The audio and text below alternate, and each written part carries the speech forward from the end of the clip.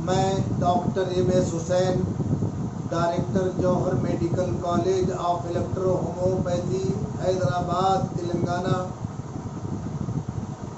मेरे सभी भारतवासियों, अस्सलामु अलैकुम, नमस्कार, सत श्री अकाल। आज आपके बीच में वीडियो के माध्यम से मैं फिर हाजिर हुआ और कुछ अहम बातें आप तक पहुंचाना चाहता हूं। बताना ये है कि आज जो हम और आप लॉकडाउन का पालन करते हुए अपने अपने घरों में हैं हम लोग, ये बहुत अच्छी बात है। और ये भी बहुत अच्छी बात है कि बहुत सही समय पर, सही वक्त पे माननीय प्रधानमंत्री नरेंद्र मोदी जी ने लॉकडाउन का ऐलान किया और इसका फायदा पूरे भारत को हो रहा है। हम और आप देख रहे हैं। लॉकडाउन ही एक ऐसा विकल्प है जिससे बीमारी से बचने में बड़ी आसानी हो रही है। 3 चीज को अगर हम पकड़ करके चलते हैं, एक तो लॉकडाउन का पालन करना, दूसरे मास्क लगाना, तीसरे डिस्टेंस बनाना। अगर इसको हम अच्छी तरह से फॉलो करते हैं और समझदारी से काम लेते हैं तो इस बीमारी के फैलने का चांस बहुत ही कम हो जाता है। लेकिन ये लॉकडाउन भी बहुत अच्छी चीज है, मगर कब तक रहेगी? क्या आप ऐसा कह सकते हैं कि लॉकडाउन 4 साल तक रहेगा, 10 साल तक रहेगा? क्या ये मुमकिन है? आप यही कहेंगे, हरगिज ये असंभव है, असाधारण है, ये नामुमकिन है। आप यही कहेंगे, क्योंकि वहां तक तो शायद कोई जिंदा ही नहीं रहेगा। ऐसी हालत में लॉकडाउन को बहुत जल्द गवर्नमेंट खत्म करने के प्रयास में है, क्योंकि गवर्नमेंट से का भी इससे बहुत नुकसान हो रहा है। इसीलिए हम पहले भी अपील कर चुके हैं। हमारा कई वीडियो आपके सामने आ चुका है। लेकिन आज का वीडियो में हम ये बताना चाहेंगे, आपसे बात को शेयर करना चाहेंगे कि अगर ये लॉकडाउन इसका सालों साल नहीं रह सकता, बहुत जल्द गवर्नमेंट इसको खत्म कर देगी, तो क्या कोरोना वायरस भी खत्म हो जाएगा? अगर कोई टीका निकल गया, पूरे दुनिया में कोशिश की जा रही है, प्रयास किया जा रहा है, अगर इसकी कोई वैक्सीन निकल गई तो ये बीमारी को बहुत हद तक काबू पाया जा सकता है, खत्म किया जा सकता है। लेकिन उसके बावजूद भी आज की डेट में कोई ऐसा दावा नहीं कर सकता कि वैक्सीन के निकल जाने के बाद भी पूरे दुनिया से कोरोना हमेशा हमेशा के लिए मिट जाएगा, खत्म हो जाएगा। ऐसा कोई आज के डेट में तो दावा नहीं कर सकता।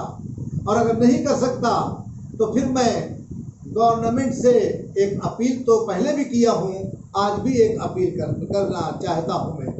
हालांकि हम अपील ही कर सकते हैं, वो गवर्नमेंट को, सरकार को हमसे और आपसे ज़्यादा उनको समझ आ रहा है, उन पर ज़्यादा जिम्मेदारियां हैं। वो अच्छी तरह से समझ सकते हैं क्या करना और क्या नहीं करना। हम सिर्फ अपील कर सकते हैं। तो अपील हमारी ये है कि ये कोरोना वायरस जैसा आया है, इसके पहले भी बहुत सारे वायरस हमारे हिंदुस्तान में आए और पहले से भी थे। हमारे मुल्क में पहले से तमाम इन्फेक्शन वायरल हुए। हमारे यहाँ स्वाइन फ्लू आया, हमारे यहाँ चिकनगुनिया आया, हमारे यहाँ प्लेग आया और न जाने कैसे कैसे वायरस आए। जो आज भी खत्म नहीं हुए। HIV आया, आज भी खत्म नहीं हुआ। इस तरह के तमाम वायरस हमारे हिंदुस्तान में आए और कम हुए ये कह सकते हैं आप, खत्म हुआ ये नहीं कह सकते आप। इसी तरह से अगर ये वायरस आया है तो आज की डेट में कोई ये दावा तो नहीं कर सकता। तो हम गवर्नमेंट से ये अपील करना चाहेंगे कि डिस्टेंस बराबर है और सही है और दुरुस्त है।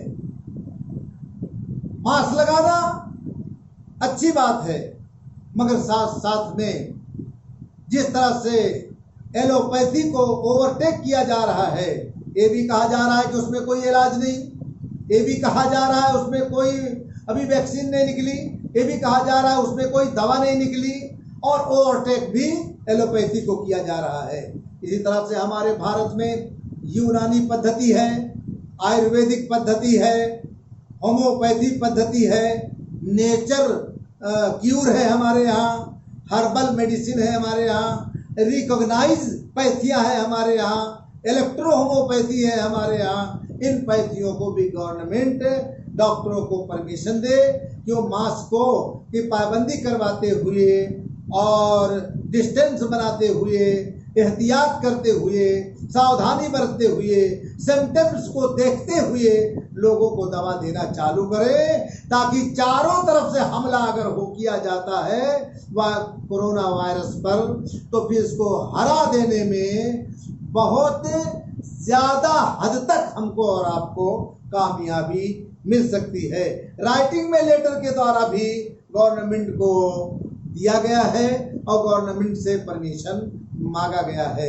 यहाँ पर एक बात और बता देना चाहूँगा कि देखिए, पहले भी वीडियो में हमने एक बात कहा है कि इलेक्ट्रो होम्योपैथी प्रैक्टिशनर पूरे हिंदुस्तान में लगभग 5 लाख से लेकर के 10 लाख तक पाए जाते हैं, मगर अभी तक कोई भी डॉक्टर कोरोना वायरस से संक्रमित नहीं हुआ है, ना ही उनके फैमिली से, उनके परिवार से भी ऐसी कोई खबर नहीं आई है कि किसी पर कोरोना वायरस का अटैक हुआ है।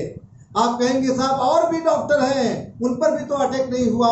हम कहते हैं कि वो डॉक्टर महफिल नहीं कर रहे थे, वो डॉक्टर गैदरिंग नहीं कर रहे थे, वो डॉक्टर जगह जगह भीड़ भाड़ नहीं इकट्ठा कर रहे थे, वो डॉक्टर जगह जगह वो डॉक्टर्स प्रोग्राम्स और महफिल और किसी चीज का सेमिनार नहीं कर रहे थे।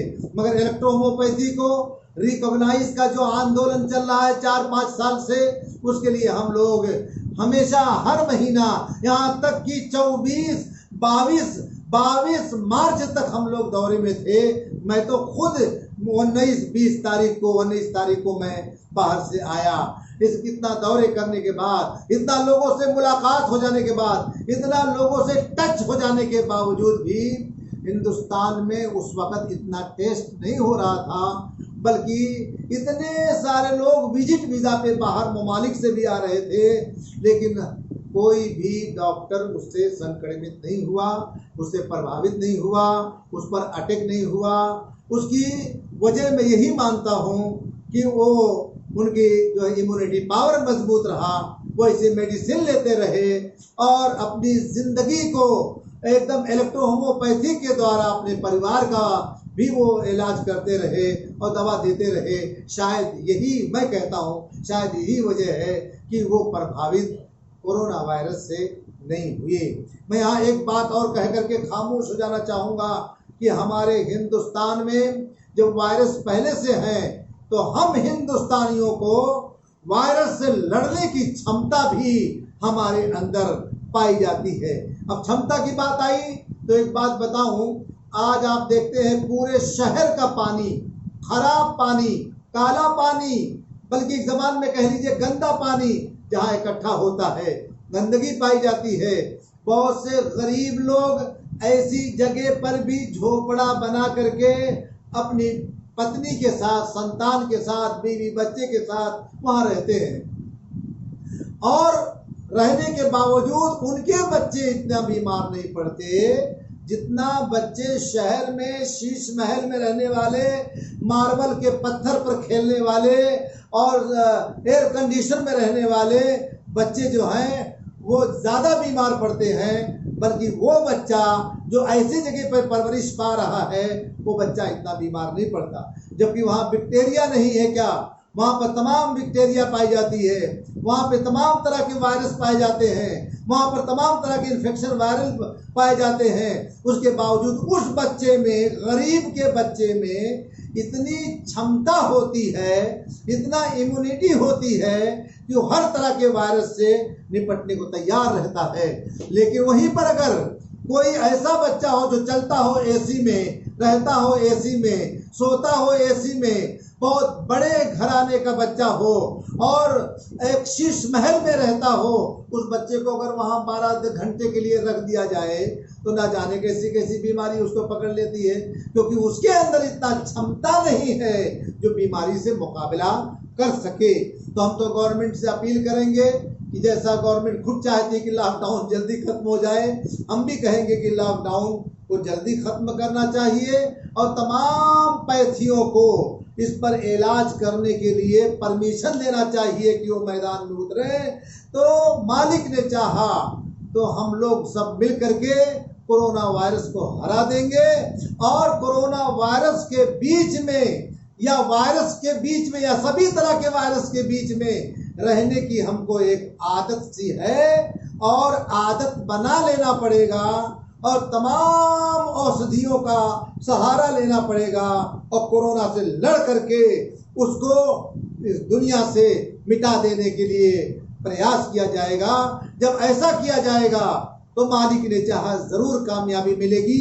साथ ही साथ में मैं बीईएमएस के डॉक्टरों को, तमाम बीईएमएस के डॉक्टर्स को एक बात और बता देना चाहता हूं कि आप जो क्लिनिक नहीं खोल रहे हैं इसका मतलब ये नहीं है कि गवर्नमेंट ने आपकी क्लिनिक बंद कराया है, ना गवर्नमेंट ने बंद कराया है, ना ही आयुष मंत्रालय ने बंद कराया है, ना ही सीमो ने और हेल्थ डिपार्टमेंट ने बंद कराया है, ना ही इसको डीएचओ और टीएचओ ने बंद कराया है।